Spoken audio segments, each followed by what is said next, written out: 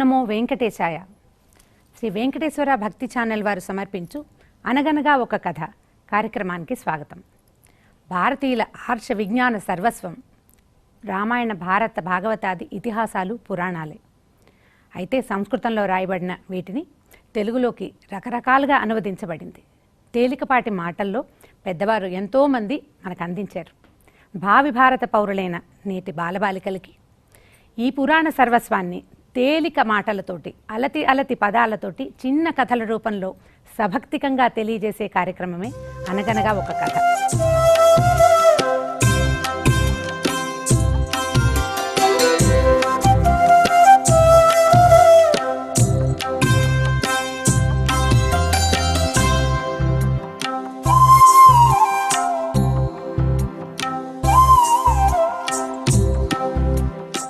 ఈ కార్యక్రమంలో భాగంగా ఉగాది పండుగను గురించి చెప్పుకుందాం.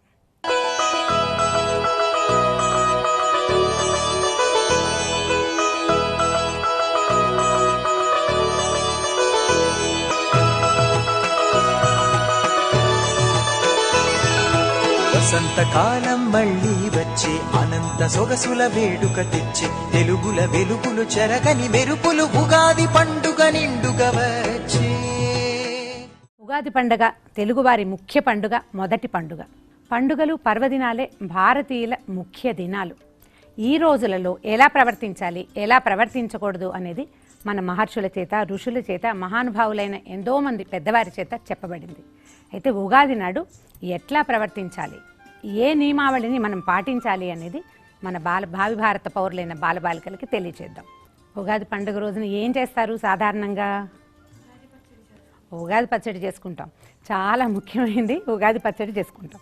అయితే ఉగాది పండుగ ఎలా వచ్చింది, ఎట్లా ఇది పండుగగా నిర్ధారింపబడిందో మొదట తెలుసుకోవాలి. మనకి ఒక 2000 సంవత్సరాల క్రితం విక్రమార్కుడు అనే ఒక మహారాజు ఉండేవాడు. విక్రమాదిత్యుడు, విక్రమ భేతాళ కథల్లో వింటుంటాం కదా.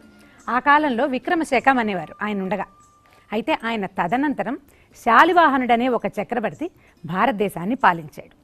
ఈ శాలివాహనుడు ఏమిటి, నిజంగా గొప్ప రాజుగారి అబ్బాయి కాదు. ఆయన ఒక సామాన్య బాలుడు. కానీ తన పౌరుష పరాక్రమాలతోటి భారతదేశాన్ని నిలబెట్టాడు. అతను ఎట్లా నిలబెట్టాడు? ఒక చిత్రమైన కథ ఉంది ఆయన గురించి. శాలివాహనుడట తండ్రి లేరు, తల్లి ఆయన మాత్రమే ఉండేవారు. అయితే చిన్నతనంలో ఎక్కడ ఆసరా లభించక ఒక కుమ్మరి వాళ్ళ ఇంట్లో ఆశ్రయం పొందారట. కుమ్మరి వాళ్ళంటే మనకు తెలుసు కదా, కుండలు చేసేవాళ్ళు. అయితే అప్పట్లో మనకు తెలిసిన ఈ మట్టి కుండ రూపం ఇలా ఒక కుండ, నీళ్లు పోసుకునేది, వంట వండుకునేవే కాకుండా చిత్రమైన కళారూపాలు తయారు చేసేవాళ్ళట వాళ్ళు. అయితే ఆ ఇంట్లో పెరిగిన ఈ అబ్బాయి శాలివాహనుడు రకరకాల బొమ్మలు చేయటం నేర్చుకున్నట్టు. అతను చేసిన బొమ్మ ఎలా ఉండేదంటే దూరం నుంచి చూస్తే మనిషి నిలబడ్డట్టుగా కనపడేది. అంత బాగా చేయగలిగేవాడు. అయితే ఆయనట ఆదిశేషువు వరం వల్ల పుట్టేట్టు. అతను తన ఎత్తు పరిమాణంలో ఒక బొమ్మ చేస్తే ఆ బొమ్మ ప్రాణం ఉన్నట్టు కదిలేదుట, వరప్రభావం వల్ల. ఇలా అని చెప్తారు. అయితే ఈ విక్రమార్కుడి శకం చివరికి వస్తూ ఉండగా శకులు అనే ఒక జాతి వాళ్ళు భారతదేశం మీదకి దండెత్తారు. భారతదేశం బహుసంపన్న దేశం కదా. మనకి ధనధాన్యాదులు ఉన్నాయి, భోగభోగ్యాలు ఉన్నాయి. ఎంత విపరీతంగా అంతా భోగమే మనకి. ఎక్కడ పడితే అక్కడ వజ్రాలు, రత్నాలు అవి దొరికే దేశం మనది. విపరీతమైన పాడి పంటలు, పుష్కలంగా డబ్బుండేది. కాబట్టి భారతదేశానికి అవతల వైపు, సముద్రానికి అవతల ఉన్న చాలా దేశాల నుంచి ఎందరో ముష్కరులు భారతదేశం మీదకి దండెత్తి వస్తూనే ఉండేవారు. మనకి ముందు కూడా 200 సంవత్సరాల క్రితం, ఒక 70-80 ఏళ్ల క్రితం వరకు ఉన్నారు కదా ఆంగ్లేయులు ఉన్నారు. అంతకుముందు మొఘలాయిలు వచ్చారు, అంతకుముందు తురుష్కులు వచ్చారు. అట్లా ఎంతమందో వస్తూ ఉండేవారు. ఈ శాలివాహనుడు చిన్నతనంలో శకులు అనే ఒక జాతి వాళ్ళు వచ్చారట. వస్తే విక్రమార్కుడు ఆయన తెలుసుకున్నాడు, ఇక్కడ ఒక కుర్రవాడు ఉన్నాడు, ఇతను యుద్ధం చేయగలడు అని. కానీ ఇతని దగ్గర కత్తిడాలు ఏమీ లేవు. శాలివాహనుడి దగ్గర నేను వెళ్ళిపోతాను అంటే, విక్రమార్కుడు నేను వెళ్ళిపోతాను, నా తర్వాత ఈ భారతదేశాన్ని ఎవరు రక్షిస్తారు అని భావించేవాడు. అప్పుడు ఈ శాలివాహనుడున్న ప్రాంతానికి ఈ శకుల దండయాత్ర వచ్చింది. రాజులు ఎదిరించాలి. నిజానికి సామాన్య ప్రజలు ఏం చేస్తారు, ప్రయత్నం చేస్తారు ఏదో ఒకటి. మన ఇంటి మీదకి వస్తే మనం ఒక కత్తో పట్టుకుని వెళ్తాం కదా. అట్లా ప్రజలు కూడా కొంతమంది తిరగబడేవాళ్ళు తమ మీదకి వచ్చిన ఈ శకుల తాలూకు సైనికుల మీదకి. శాలివాహనుడు ఏం చేశాడట, మట్టితోటి తనకంటే ఎత్తున్న బొమ్మలు తయారు చేయటం మొదలుపెట్టాడు. ఆ బొమ్మలని ఎలా నిలబెట్టాడంటే దూరం నుంచి చూస్తే వరుసలు వరుసలుగా నిలబెట్టాడనమాట. దూరం నుంచి చూస్తే అక్కడ ఒక సైన్యం నుంచున్నట్టుగా కనపడుతుంది. బాగా దూరం నుంచి చూసే వాళ్ళకి లైన్లు బారులు తీరి కవాతు చేస్తున్న సైనికులు లాంటి ఒక దృశ్యం కనపడేలాగా అన్ని బొమ్మలని ఒకే రోజున 100 బొమ్మలు చేయగలిగేవాట. అంత చకచకా కదిలేవి అతని చేతులు. ఇతరుల సహాయం తీసుకునేవాడు కాదు. అతను ఏ బొమ్మ చేస్తే ఆ బొమ్మ ప్రాణం ఉన్నట్టు కదిలేదు. ఇప్పుడు మనం రోబోలు చూస్తున్నామా, బ్యాటరీ కనెక్ట్ చేయగానే కదులుతుంది, మనిషి సహాయం అక్కర్లా, అదే కదిలి నడుస్తుంటుంది. అలాంటి ప్రజ్ఞ ఆ కాలంలో ఉంది. మట్టి బొమ్మని కదపగలిగే ప్రజ్ఞ భారతదేశంలో ఎంత పురాతనమైంది అది. ఈ బొమ్మలన్నీ తయారు చేసి పెట్టాడు. దూరం నుంచి చూస్తున్న ఈ సేకుల తాలూకు సైన్యానికి ఇక్కడ ఒక బారులు తీరిన పెద్ద సేన ఉందని, వాళ్ళందరి దగ్గర ఆయుధాలు ఉన్నాయని కనపడింది. అప్పటికే ప్రజలు కొంత తిరగబడ్డం మొదలుపెట్టారు. ఈ ఆయుధాలు కనపడేసరికి బెదిరారు. వాళ్ళు ఆగారు, కొంచెం కాస్త నిదానించేసరికల్లా ఇతను ఏం చేశాడంటే, ఈ తన దగ్గర ఉన్నాయి కదా ఈ బొమ్మలు, ఈ బొమ్మలకి ఆజ్ఞ ఇచ్చాడు. అంటే అతను ఎట్లా కదిలితే ఆ బొమ్మలు అట్లా కదులుతాయి అనమాట. అతను ఇట్లా బాణం విసురుతుంటే బొమ్మలు విసురుతాయి. మనుషుల్లాగా కనపడుతున్న బొమ్మల సేన నుంచి ఆయుధాలు పడేసరికల్లా శకులు పారిపోయారట. అప్పటికి శాలివాహనుడు బాలుడే, ఆయనకి పెద్ద వయసు ఏం లేదు. ఆ తర్వాత క్రమంగా ఆయన ఏం చేశాడంటే, ఇలా చేయొచ్చు, ఆయుధాన్ని ఇలా విసరాలి అని అలాంటి ప్రజ్ఞని డెవలప్ చేసుకున్నాడు అనమాట. చేసుకుని ప్రజలని అందరినీ సమీకరించాడు, ధైర్యం చెప్పాడు. పర్వాలేదు, వాళ్ళకి భయం, ఆయుధాలు చూసిన వాళ్ళని చూస్తే భయపడతారు, కాబట్టి మనం ఆయుధాలు తయారు చేసుకుందామని మొదట మట్టితోటి ఆయుధాలు చేసేవారు. మట్టితో ఇప్పుడు కత్తిడాలు ఎలా ఉండాలి, ఇనపవి కావాలి, పదునుగా ఉండాలి కదా, మట్టితోటి ఆయుధాన్ని తయారు చేయించేవాడు అనమాట. క్రమంగా అతను పెద్దవాడయ్యాడు. చుట్టూతో ఉన్న అన్ని గ్రామాల వాళ్ళు అతనితోటి సైన్యంగా ఉండడానికి సిద్ధపడ్డారు. ఆ తర్వాత శకుల మీదకి దండయాత్ర చేశాడు. భారతదేశపు సరిహద్దుల్లో ఉన్న వాళ్ళందరినీ జయించాడు. జయించి పారిపోయిన వాళ్ళని కొంతమందిని తరిమి కొట్టేశాడు, వెళ్ళిపోయారు, పారిపోయారు.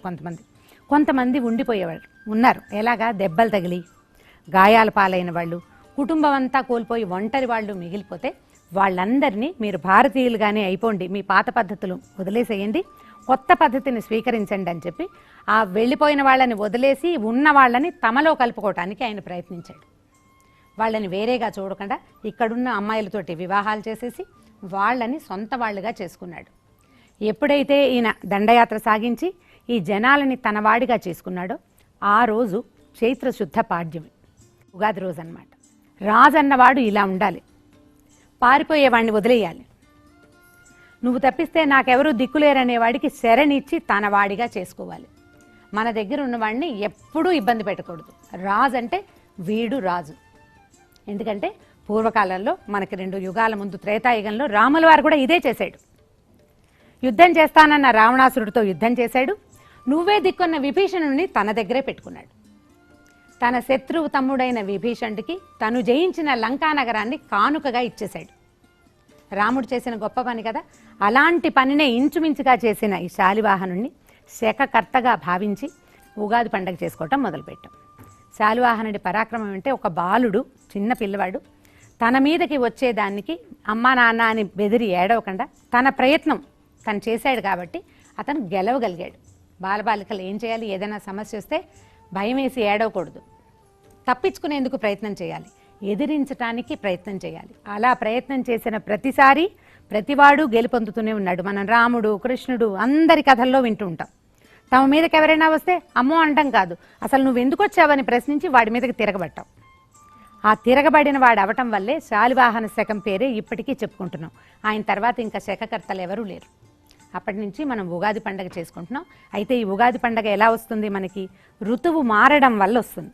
చైత్రమాసంతో వసంత ఋతువు వస్తుంది. వసంత ఋతువు రాగానే చెట్లు చిగురుస్తాయి, పూత పూస్తాయి, కాయలు కాయటం మొదలు పెడతాయి, కోయిల కూయటం మొదలు పెడుతుంది, మామిడి పూత వస్తుంది, చిన్న పొన్న పిందెలు వస్తాయి, చిన్న వస్తాయి. ఇప్పుడు మనకు పెద్ద పెద్ద పళ్ళు కాయలు కనిపించేస్తున్నాయి, ఇది వరకు కనిపించేది కాదు.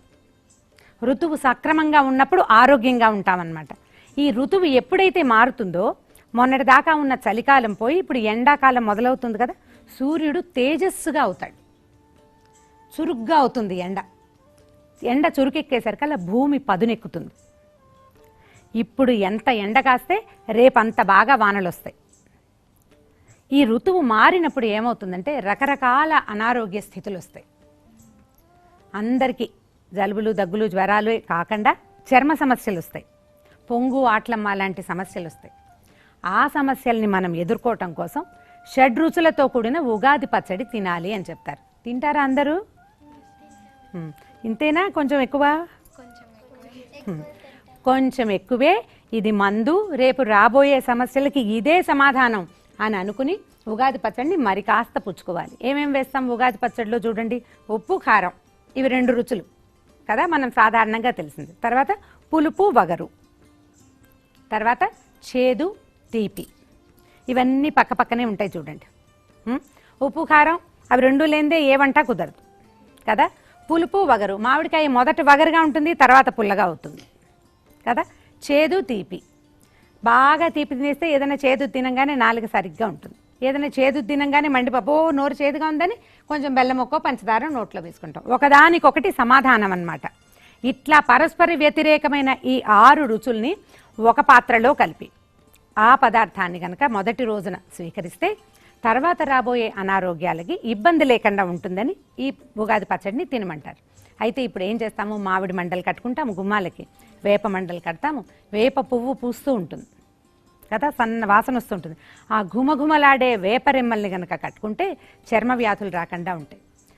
ఇప్పుడు కనిపిస్తున్నటువంటి రకరకాల వైరస్లు గుమ్మం దాటి లోపలికి రావు. అందుకని పురాతనమైన పద్ధతిలో మనకి ఋషులు కానీ మహర్షులు కానీ పురాతన వైద్యులు ఆయుర్వేదంలో కానీ ఏం చెప్తారంటే, మనం ఏది చేసినా ఏ పని చేసినా అది ఇంకొక దానికి ప్రతిక్రియగా ఉండాలి. దాన్ని అవాయిడ్ చేయడానికి దీన్ని చేయాలి.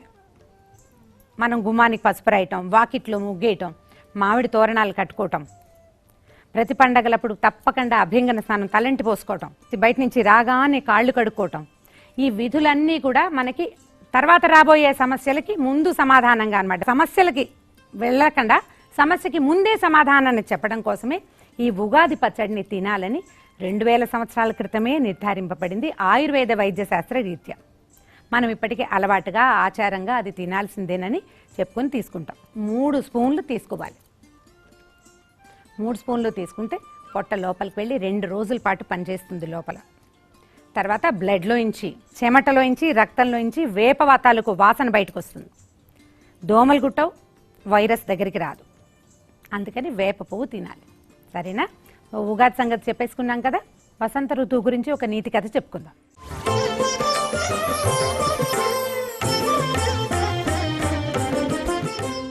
పూర్వం కాంబోజ దేశానికి ఒక రాజుగారు ఉండేవారట.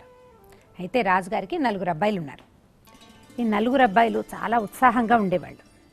అయితే ఈ రాజ్యానికి చుట్టుపక్కల చాలా పల్లెటూళ్ళు ఉండేవి, కొండవాళ్ళు, అట్లా చాలామంది ఉండేవాళ్ళు. ఈ రాజుగారు అబ్బాయిలు పెద్దవాళ్ళు అవుతున్నారు. వీళ్లలో ఒకడిని రాజుని చేసి మిగిలిన వాళ్ళ 3 సహాయకులుగా ఉంచాలి. అట్లాగే చేయాలి కదా. అంతేగాని రాజ్యాన్ని 4 ముక్కలు చేయకూడదు. 4కి 4 ముక్కలు ఇవ్వకుండా ఒకడికే రాజ్యాన్ని ఇచ్చి మిగిలిన వాళ్ళు మిగిలిన పనులు చేసేలాగా ఏర్పరచాలని అనుకున్నారు. అయితే ఈ కొండపల్లెల నుంచి అక్కడి నుంచి వచ్చిన చాలామంది సైనికులు వాళ్ళు కొంతమంది సేవకులుగా ఈ రాజుగారి అంతఃపురం దగ్గర తిరుగుతూ ఉండేవాళ్ళు. వాళ్ళల్లో కొంతమంది రాజుగారి అబ్బాయిల వయసు వాళ్లే ఉన్నారు. మా ఊళ్ళో ఇలా ఉంటుంది, పల్లెటూళ్ళలో అలా ఉంటుంది, అక్కడ కొండ ఉంది, అక్కడ ఒక సెలయేర్లు ఉంటాయి, తర్వాత రకరకాల జంతువులు ఉంటాయి, ఇలా చాలా కబుర్లు చెప్తూ ఏం చెప్పారంటే, అడవిలో ఒక పెద్ద చెట్టు ఉంది, దానికి ఎర్రటి పువ్వులు పూస్తాయి, ఎంత అందంగా ఉంటాయో ఎర్ర పువ్వులు. ఆ పువ్వు చూడని వాడి జీవితం వృధా. ఆ ఎర్ర పువ్వులు చూసి తీరాలి. ప్రపంచంలో అంత అందమైన పువ్వు లేదు. ఒక సేవకుడు ఒక రాజకుమారుడికి చెప్పాడు. ఆ రాత్రి అబ్బాయిలందరూ భోజనాలు చేసి కబుర్లు చెప్పుకుంటూ మేడ మీద కులాసాగా తిరుగుతుంటే, అన్నయ్య అక్కడెక్కడో అడవిలోట ఒక ఎర్ర పువ్వుల చెట్టు ఉందిట, పువ్వు ఎంతో బాగుంటుందిట, అసలు మనకి ఉద్యానవనంలో ఉన్న పువ్వులు దాంతో సరిపోవటాన్ని ఆ చిన్న అబ్బాయి మిగిలిన వాళ్ళకి చెప్పాడు. ఏమిటి అని ఒక్కొక్కళ్ళు వాళ్ళ దగ్గరున్న సైనికుల్ని సేవకుల్ని అందరినీ కనుక్కున్నారు. కనుక్కుంటే క్రమంగా వాళ్ళకి ఏం తెలిసింది, ఈ రాజ్యానికి చుట్టుపక్కల ఉన్న అడవుల్లో అలాంటి చెట్లు చాలా ఉన్నాయి, కానీ పువ్వులు పూసే చెట్టు ఒకటే ఉంది. అది చూడాలి. ఆ ఎర్ర పువ్వులు అసలు రాజ్యంలో ఎక్కడా లేవు. వీళ్ళకి చాలా పెద్ద పెద్ద తోటలు ఉన్నాయి, ఎన్నో రకాల పువ్వులు ఉన్నాయి, కానీ ఆ చెప్పబడిన ఎర్ర పువ్వు మాత్రం ఎక్కడా లేదు. సరే, రాజుగారు పెద్ద అబ్బాయి కొంచెం జోరైన వాడు, రెండోది పెద్దవాడు కదా, దాంతో ఏమనుకున్నాడంటే ఆ పువ్వు మొదట నేనే చూడాలి అని అనుకొని తనకెవరైతే సైనికుడు ఈ విషయం చెప్పాడో వాడికి చెప్పాడు, అరే రేపు పొద్దునే మనం వెళ్ళిపోదాం అని చెప్పేసి ఆ సైనికుడిని వెంట పెట్టుకుని ఇంకో 2-3 ఫ్రెండ్స్ని వేసుకుని ఆ అడవి వైపుకి వెళ్ళాడు. వెళ్తే సరే ఆ సైనికుడు ఇదేనండి చెట్టు అని చూపించాడు. చూపిస్తే అదొక నల్ల తుమ్మ మొద్దులాంటి చెట్టు. దానికి ఏమీ లేవు, చిగురు లేదు, ఆకు లేదు, పువ్వు లేదు, ఏమీ లేదు. నల్లగా ఎండిపోయినట్టు, కాలినట్టు, మాడినట్టు అలా కనపడుతుంది. పెద్ద చెట్టు, పువ్వులే వేం లేవు. ఇదేం చెట్టు రా, దీనికి పువ్వు కూడా లేదు, ఏం ఆకలైనా ఉండాలి కదా అంటే, అయ్యో నాకు తెలుసండి, మేము ఇక్కడ గుర్తు కూడా పెట్టుకున్నాము, ఇది చూడండి ఈ పక్కనున్న ఆకుపచ్చ తేగే గుర్తు, ఇదే ఎర్ర పువ్వులు పూసే చెట్టు అండి అన్నాడు. ఇక ఎంత వెతికినా అలాంటి చెట్టు కనపడలేదు, పువ్వులు లేవు. రాజుగారి అబ్బాయికి చాలా విసుగొచ్చింది. ఏమిటి ఇది, ఇలా ఉంటే ఎలా చెప్పుకుంటారు? ఏదైనా ఒక విషయం గురించి ప్రజలంతా చెప్పుకున్నారంటే అది ఖచ్చితంగా బాగుండాలి, కనీసం ఉండాలి కదా. బాగుండటం పక్కన పెడితే ఉండాలి, లేని కూడా లేదు, ఏమిటో మాటలు చెప్పుకుంటారు, వీళ్ళ మాటలు విని పిచ్చివాడిలాగా నేను ఇంత దూరం వచ్చాను చిచ్చి అని వెళ్ళిపోయాడు. వెళ్ళిపోతే కొద్ది రోజులు గడిచేసరికల్లా రాజుగారి రెండో అబ్బాయి ఎవరు ఎర్ర పువ్వుల గురించి ప్రశ్నించట్లేదు. అదేమిటో నేను వెళ్ళి ముందు చూసొచ్చి రాజు కాబోయే అన్నయ్యని, తర్వాత చిన్న పనులు చేయబోయే తమ్ముళ్ళని సర్ప్రైజ్ చేద్దామనుకున్నాడు కొంతకాలానికి. అతను కూడా తన సైనికుల్ని, సేవకుల్ని ఓ 10 మందిని వెంటేసుకుని వెళ్ళాడు. వెళ్తే ఈ పెద్ద నల్లగా మాడిపోయినట్టుగా ఉన్న ఒక పెద్ద దీనిలాగా మోడు లాంటి చెట్టు ఉండి చిన్న చిన్న ఆకుపచ్చ చిగుర్లు కనిపిస్తున్నాయి దాని మీద. ఇది పువ్వులు ఎలా పూస్తుంది, ఇంత మాడుగా ఉంది. ఆ ఆకులు కూడా అక్కడోటి ఇంతంత ఉన్నాయి. ఈ నల్ల మొద్దు మీద ఆ ఆకుపచ్చ రంగు ఊరికే చుక్కలు పెట్టినట్టుంది. ఇది పువ్వులు పూసే చెట్టు కాదు, మీరు అబద్ధం చెప్పారు, అసలు ఈ పల్లె వాళ్ళని నమ్మకూడదు, ఇంకొకసారి మీరు ఏది చెప్పినా నేను నమ్మను, మీరు అబద్ధాలు చెప్తారు, మీకు మీ ఊరు గురించి మీరు గొప్ప చెప్పుకున్నారు, అంతేగాని ఇక్కడ ఏమీ లేదని తిరిగి వచ్చేసాడు. కొద్ది రోజులకి మూడో అబ్బాయి వెళ్ళాడు. మూడో అబ్బాయి వెళ్తే ఈ మూడో అబ్బాయికి ఏం కనపడింది, నల్లటి మొద్దు లాంటి ఒక చెట్టు, దాని మీద ఇంతంత పెద్ద పెద్ద ఆకుపచ్చటి ఆకులు. పువ్వులు పూసే చెట్టు కాదు, సాధారణంగా పువ్వులు ఎలాంటి చెట్లకి పూస్తాయి, చిన్న పొన్న మొక్కలుగా ఉండాలి, లేదా పెద్ద చెట్టు అయినా దానికి పువ్వు పూసే లక్షణం ఏదన్నా ఒకటి కనపడాలి. ఈ అబ్బాయి ఏమనుకున్నాడంటే, అదేం చెట్టు, దీనికి పువ్వులు ఎట్లా పూస్తాయి, పువ్వు పూయాలంటే ఒక మృదుత్వం ఉండాలి చెట్టులో, ఒక నైస్గా కనిపించాలి. ఇది ఇంత మొద్దు, దాని నిండా ఇంతంత ఆకులు, పెద్ద పెద్ద ఆకులు. ఇంత పెద్ద ఆకులు ఉంటే గనక విస్తరాకులు కుట్టుకోవచ్చు, దాంతో భోజనం చేయొచ్చు ఆ ఆకుల్లో, అంతే కదా. పెద్ద ఆకులు ఉంటే ఏం చేస్తాము, బాదం ఆకులు ఉంటాయి, ప్రసాదం తింటాం కదా, ఓ ఆకులో కాస్త ప్రసాదం పెట్టుకోవచ్చు. 4 ఆకులు కుట్టి ఇంత పెద్ద విస్తర అవుతుంది, భోజనం చేయొచ్చు. ఈ ఆకులు విస్తళ్ళకి పనికొస్తాయి. ఈ పల్లెవాళ్ళు, దొంగవాళ్ళు అన్ని అబద్ధాలు చెప్తారని వెళ్ళిపోయాడు. ఇంకా కొన్ని రోజులు గడిచాక ఆఖరి అబ్బాయి ఏమనుకున్నాడంటే, ముందు అబ్బాయి కొంచెం నచ్చింది, వాడికే మొట్టమొదటి ఈ విషయం తెలిసింది ఆఖరి అబ్బాయికే. కానీ పెద్దవాళ్ళు ఎవరు మాట్లాడకుండా తనంతట తను వెళ్ళిపోవాలంటే చిన్నపిల్లాడు కొంచెం ఆలోచిస్తాడు. ఎప్పుడు అంతే కదా, అన్నయ్యలో అక్కయ్యలో ముందుకెళ్తే అప్పుడు చిన్నవాళ్ళు వెనకాల వెళ్తారు, చిన్నపిల్లలే ముందు వెళ్ళరు కదా. ఎవరు మాట్లాడటలేదు, పోనీ వీళ్ళు చెప్పారు కదా అదేమిటో చూసొద్దామని తన సేవకుణ్ణి ఇంకొక 4 మిత్రుల్ని వెంట పెట్టుకుని వెళ్ళాడు. వెళ్తే అడవిలో పెద్ద చెట్టు, దాని నిండా ఆకుపచ్చటి ఇంతంత పెద్ద పెద్ద ఆకులు, ఆ ఆకుల కొసన ఎర్రటి ఇంతంత పువ్వులు కనపడ్డాయి అతనికి. ఎంత బాగున్నాయంటే పువ్వులు, కళ్ళు తిప్పలేకపోయాడు. అన్నం కూడా తినలా. ఎటు తిరిగినా ఒక నల్ల చెట్టు, ఆకుపచ్చటి ఆకులు, ఎర్రటి పువ్వులు, ఆ 3 రంగుల కలయిక ఎంత పరమాద్భుతంగా ఉందంటే, అబ్బబ్బా ఈ పల్లెవాళ్ళు ఎంత అదృష్టవంతులు, దీన్ని ఎప్పుడు చూస్తారు. ఇంత అందమైన విషయాన్ని తరచూ చూసేవాళ్ళు చాలా అదృష్టవంతులు. మనకి పెద్ద ఊరుండి ఏం ప్రయోజనం, పెద్ద ఊరుంది, బోల్డ్ తోట ఉంది, బోల్డని దొడ్లు ఉన్నాయి, బోల్డ్ ఉన్నాయి మనకి, కానీ ఇంత అందమైన చెట్టు కానీ ఆకు కానీ పువ్వు కానీ మనకు తెలియదు అని అసలు పరమానందం వచ్చేసింది అబ్బాయికి. చాలా ఉత్సాహంతో చీకటి పడేదాకా అక్కడే ఉన్నాడు. పువ్వు కోసుకుందామా అని సేవకుడిని అడిగితే అబ్బాయి ఏం చెప్పాడంటే, సేవకుడు, కోస్తే ఇది ఉండదండి, ఆ చెట్టుకి బాగా 15-20 రోజుల పాటు ఉంటుంది, కోసారంటే ఇప్పుడు ఇంత పువ్వు ఇంత ఉంది కదా, పువ్వు అది రెక్కలుగా ఊడిపోతుంది, చివరికి ఆ మధ్యలో ఉన్నది ఒకటి మిగులుతుంది. రెక్కలే కదా పువ్వుకి అందం, పూరేకులే కదా దాని అందమంతా రాలేపోతుంది, మనం ఇంటికి పట్టుకెళ్ళలేం. ఎవరైనా చూడాలంటే ఏం చేయాలి, వెళ్ళి అక్కడే నిలబడి దానికి వేసి చూడాలి ఇట్లా అని చెప్పేసరికి ఊరుకున్నాడు. చాలా చూశాడు సంతోషంగా. ఏమనుకున్నాడంటే, తనకు స్నేహితులు కూడా 2-3 తీసుకెళ్ళాడు కదా, వాళ్ళు చెప్పాడు, ఒరే ఈ రంగులు బాగా గుర్తుపెట్టుకోండి, నేను ఇంటికి లేక బొమ్మేస్తా, రంగు మారితే చెప్పాలి మీరు, ఏదైనా చిన్న షేడ్ తేడాలు వచ్చేస్తాయి కదా, షేడ్ డిఫరెన్సెస్ రాకుండా మీరు చెప్పాలరా, బాగా గుర్తుపెట్టుకోండి అని ఒకడిని చెట్టు, ఒకడిని ఆకు, ఇంకోడిని పువ్వు గుర్తుపెట్టుకోమని చెప్పాడు. మొత్తంగా నేను గుర్తుపెట్టుకుంటా. ఈ రంగులు చిన్న చిన్న కలయికలు తేడా రాకుండా గుర్తుపెట్టుకోండి అని చెప్పి సాయంకాలం ఎట్లా అంటే గాల్లో తేలిపోతున్నట్టుగా ఊళ్ళోకి వెళ్ళిపోయాడు. రాత్రి భోజనాలు చేయగానే అందరికీ చెప్పాడు. గొప్ప సంగతి చెప్పబోతున్నా, పరమాద్భుతమైన విషయం ఏమిటో. అందరూ అన్నదమ్ములు ఏమిట్రా ఏమిట్రా ఏం చెప్తున్నావురా అని అడిగారు. అంటే నేను మన సైనికులు చెప్పిన ఎర్ర పూల చెట్టుని చూసొచ్చానో అన్నాడు. అనేసరికి పెద్ద అబ్బాయి అన్నాడు, మేము చూసాం, ఆడేం లేదు, ఒట్టి నల్ల మొద్దు, దానికి ఏమీ లేదు, నేను చూశాను అన్నాడు. రెండో వాడని నేను చూశాను రా, ఇంతంత ఆకులు రా చుక్కలు పెట్టినట్టు, ఏమీ లేదు అక్కడ, పువ్వు లేదు పాడలేదు అన్నాడు. మూడో వాడు ఇంతాకేమిటి, బాగా ఇంతంత ఆకులు ఉన్నాయి, నేను చూసి వచ్చాను అన్నాడు. ఈ 4 లైన్గా వింటున్నారు రాజుగారు. వింటూ ఏం చెప్పారంటే, అక్కడ ఒక చెట్టు ఉంది, దానికి చిగురు పెట్టింది, అది ఆకులు పెద్దవయ్యాయి, తర్వాత పువ్వు పూసింది.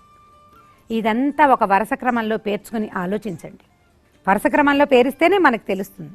దానికి ఋతువు కాలం వస్తేనే పూస్తుంది, ఋతువు రానప్పుడు అది మోడులాగానే కనపడుతుంది.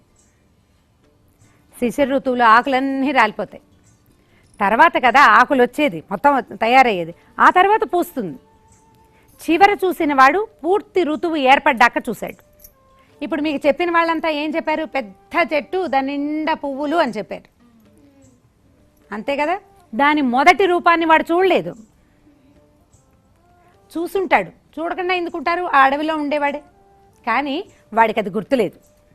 ఏది గుర్తుంది, బాగా పెరిగిన పువ్వులు నిండుగా పూసిన చెట్టే జ్ఞాపకం ఉంది. మొదట పడిన కష్టం ఎవ్వరికీ గుర్తుండదు, చివరికి వచ్చిన ఫలితమే ప్రతి వాళ్ళకి గుర్తుంటుంది కదా, అవునా. బాగా సంపన్నుడైన వ్యక్తిని చూసి ఇంకెంత డబ్బులున్నాయో అనుకుంటాం. అంత డబ్బుకి సంపాదించడానికి లేదా అంత పెద్ద పదవిలోకి రావడానికి అతను ఎంత కష్టం నుంచి పైకి వెళ్ళాడో మనకు తెలియదు. చెట్లు మనకు అది నేర్పిస్తాయి. ప్రతి చెట్టు ప్రతి సంవత్సరము మనకు తెలియచేస్తూనే ఉంటుంది. ఆకురాళ్ళ కాలం వచ్చినప్పుడు ఆకురన్నీ రాలిపోయి దీనంగా నిలబడుతుంది చెట్టు, ఎండుగా కనిపిస్తుంది. కాసి నీళ్లు పోయిగా మళ్ళీ బతుకు మీద ఆశతోటి చిన్న ఆకులు ఏర్పరచుకుంటుంది. తర్వాత ఆకులు పెద్దవవుతాయి, ఆ తర్వాత పెద్ద పెద్ద ఆకులు వచ్చాక పూత పూస్తుంది, కాయలు కాసే చెట్లకి ఆ పువ్వులో ఇంచే కాయలు వస్తాయి. మనం ఏం చేయాలి, మన సమయం కోసం వేచి ఉండాలి. ఎర్ర పువ్వులు చూడాలని నువ్వు వినిన మరో రోజే పరిగెత్తేసరికల్లా నీకు మోడే కనపడింది కదా. ఆ మోడు నుంచి ఇది ఎలా మారుతుందో అని నువ్వు మళ్ళీ మళ్ళీ ప్రయత్నం చేస్తే నువ్వు వరుసగా అది చిగురు పెట్టడం, ఆకులు రావడం, తర్వాత పువ్వు పూయటం తెలిసేది. వసంత ఋతువు వచ్చినప్పుడే చెట్ల తాలూకు అసలైన సొగసు సౌందర్యము బయటపడతాయి. వ్యక్తులకి కాలాన్ని బట్టే వాళ్ళ తాలూకు ప్రతిభ బయటకు వస్తుంది. అది వాళ్ళకి ముందు లేదని కాదు, ఎప్పుడూ ఉంటుంది వాళ్ళ లోపల. వాళ్ళకి సమయం వచ్చినప్పుడు, భగవంతుడు వాళ్ళకి అవకాశం ఇచ్చినప్పుడు వాళ్ళ ప్రతిభ బయటకు వస్తుంది. అలాగే ఈ వసంత ఋతువులో కూడా చెట్లు తమ ప్రతిభని బయట పెట్టుకుంటాయి. శరణ్యాక్షిత, వసంత ఋతువు మీద ఒక మంచి పాట పాడమ్మా. వసంతకాలం మళ్ళీ వచ్చే అనంత సొగసుల వేడుక తెచ్చి తెలుగులు వెలుగులు చెరగని మలుపులు ఉగాది పండుగ నిండుగా వచ్చే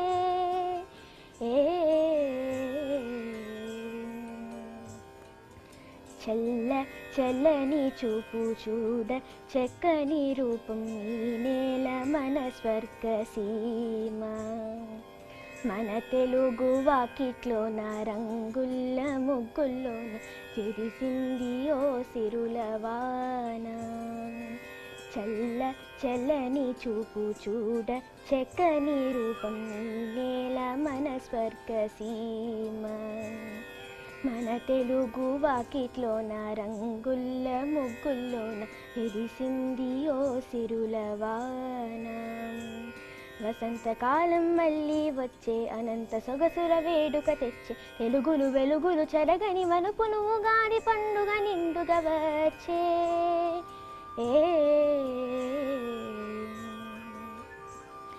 తెలుగింటి నేల ఉగాది వేళల్లో చిగురించే పూల బాల కొత్త పాటల్లో ఆనందముంటుంది హాయి పిలుపుల్లో. ఈ ఉగాది పచ్చడి చెప్పే సందేశము ఆవగరు పులుపుల్లోన సంకేతము. కారం మమకారం అయితే సంతోషము, తీపి చేదులు పాడే సంగీతము. ఆ, ఆ, ఆ. వసంతకాలం మళ్ళీ వచ్చే అనంత సొగసుల వేడుక తెచ్చి తెలుగులు వెలుగులు చెరగని మరుపులు ఉగాది పండుగ నిండుగా వచ్చే. చాలా బాగుందమ్మా. వసంత ఋతువు ఇంత అందంగా ఉంటుంది. ఈ ఋతువుని సరిగ్గా ఆస్వాదించాలంటే మనం ఏం చేయాలి? చక్కగా మొక్కలు పెంచాలి. ప్రతి ఇంట్లోనూ మొక్కలు నాటాలి. ఎక్కడా మొక్కలని విరగొట్టనివ్వకూడదు, పీకేనివ్వకూడదు, పాడు చేయనివ్వకూడదు. మొక్కలు బాగా పెరగాలంటే ఏం చేయాలి? నేలలో ఏ పొల్యూషన్ లేకుండా ఉంచాలి కదా. చిన్నగా మామూలుగా ఉండే మామిడి చెట్టుకి 100 కాయలు కాస్తాయి. అప్పటికి ఒక 6 నెలల క్రితం అది మోడుగా ఉంటుంది. ఆకులు కూడా ఏదో పిచ్చి రంగులో ఉంటాయి, ఆకుపచ్చగా కూడా ఉండవు, బూడిద రంగులోకి వెళ్ళిపోయి పిచ్చి ఆకుల్లాగా కనిపిస్తాయి కదా. అలాంటి పిచ్చి ఆకులు ఉండే చెట్టు చక్కగా చిగురిస్తుంది. మెరూన్ కలర్లో ఎర్రటి చిగుళ్ళు కనిపిస్తాయి, పూత వస్తుంది, కోయిలలు వాళ్తాయి, తర్వాత పిందెలు వస్తాయి, కాయలు వస్తాయి, పళ్ళు వస్తాయి. మళ్ళీ అవన్నీ కోసేశాక మళ్ళీ మొదలు. మనుషుల జీవితాలు కూడా ఇలాగే ఉంటాయి. మనం ప్రతి పనికి మొదలు పెట్టినప్పుడు చిన్నగా ఉంటుంది, ఏమీ అవ్వట్లేదు అనిపిస్తుంది. ముందుకు వెళ్ళే కొందికి దాని ఫలితం కనపడుతుంది. ఋతువులు మారుతూ ఉంటే, కాలం కదులుతూ ఉంటే ప్రతిదానికి ఫలితం లభిస్తుంది. కాబట్టి మొదలు పెట్టంగానే మొదటి రోజును చూసి పని అవ్వటం అని బెంగపెట్టుకోకూడదు. నీ పని పూర్తిగా నువ్వు ప్రయత్నం చేస్తూ ఉండాలి. అట్లా చెట్లు ప్రయత్నం చేస్తాయి. నేను ఎండిపోయాను, నాకు నీళ్ళు అక్కర్లేదు అని మానేయదు, నీళ్లు పీల్చుకుంటూనే ఉంటుంది. అది పీల్చిన నీరు ఉండి ఉండి ఉండి ఉండి క్రమంగా చిగురుగా పూతగా మారిపోతుంది. అలాగే పిల్లలు కూడా మొదట్లోనే మార్కులు రాలేదని 100 మార్కులు రాలేదని అనుకోకూడదు. ప్రయత్నం చేస్తూ ఉంటే మెల్లిగా ఒక్కో మెట్టు ఎక్కుతూ పైకి ఎక్కగలుగుతారు. ఎక్కడైనా నుంచుంటే అక్కడే నుంచుంటాం. నిలబడకూడదు. నిలబడితే అభివృద్ధి ఉండనే ఉండదు. మన ప్రయత్నం మనం చేసుకుంటూ వెళ్ళాలి. దాన్ని ఈ వసంత ఋతువులోని చెట్లను చూసి నేర్చుకోవాలి. బాగుందా కదా? ఇప్పుడు ఇంతకీ ఈ కథలో నీతి ఏమిటి? నీతంతా నేను చెప్పేశాను. అయినా కూడా మీకేం అర్థమైందో విందాం. ఎవరు చెప్తారు? లాస్యా, నువ్వు చెప్పమ్మా, నీకేం అర్థమైంది? మనం ఎంత కష్టపడితే దాని ఫలం అంత మంచిగా వస్తుంది. అంతే, చెట్లు కష్టపడవు, సహజంగా జరుగుతుంది. మనుషులు ఏం చేయాలి? దాన్ని చూసి కష్టపడ్డాన్ని తెలుసుకోవాలి కదా. బాగుంది కదా కథ? బాగుంది. విన్నారు కదా ఉగాది కథ, వసంతకాలపు కథ కూడా. మళ్ళీ వచ్చే భాగంతో మరిన్ని కొత్త కథలతోటి, మరిన్ని భక్తిభావాన్ని పెంపొందించి నీతి మార్గాన్ని అవలంబించే మార్గాల్ని తెలియజేసే కొత్త కథలతోటి కలుసుకుందాం. ఓం నమో వెంకటేశాయ.